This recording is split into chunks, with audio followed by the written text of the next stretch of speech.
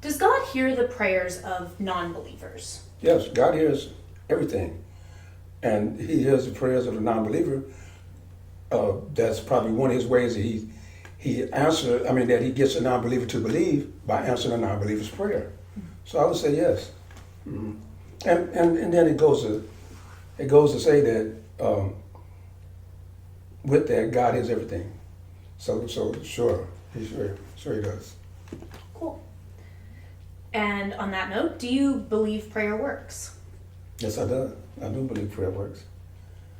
There's,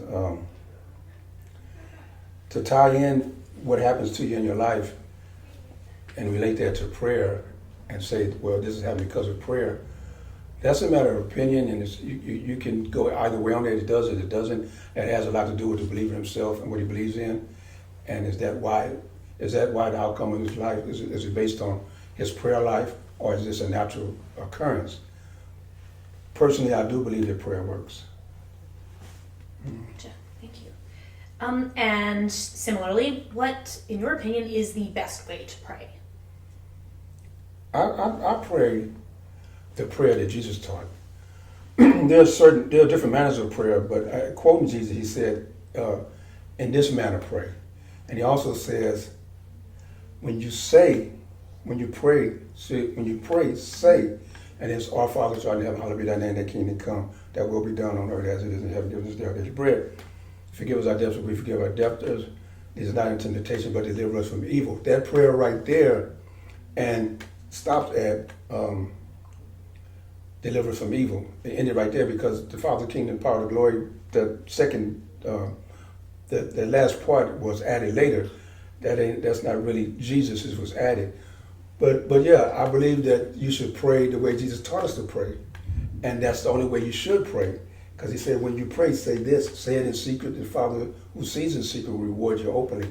And so there are many prayers, many type petition prayers, different types of prayers, but that's an opinion of different spokesmen, different prophets, different religious leaders.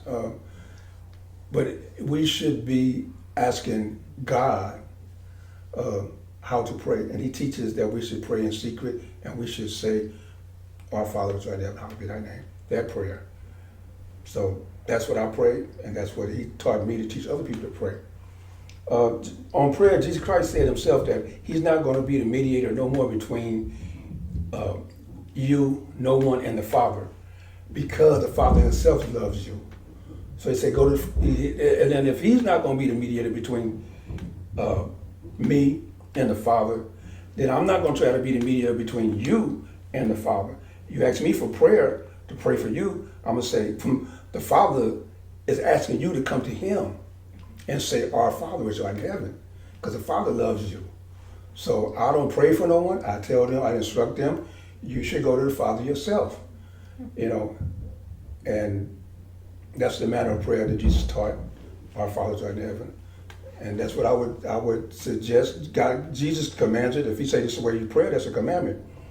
Me being a disciple, a follower of Jesus Christ, I would suggest it. Got you. Thank you, Glenn. Okay, so do you believe that we can live forever here on earth?